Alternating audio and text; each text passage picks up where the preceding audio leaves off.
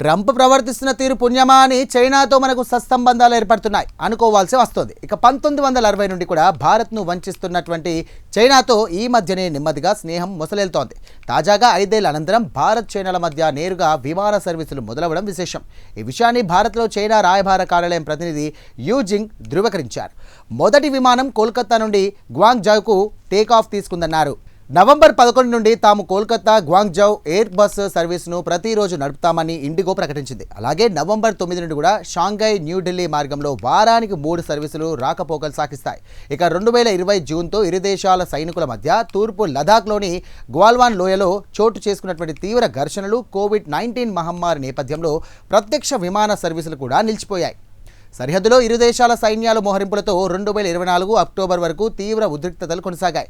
దీంతో రెండు దేశాల మధ్య వాణిజ్యం, పర్యాటకం, వ్యాపార సంబంధాలు తీవ్రంగా దెబ్బతిన్నాయి.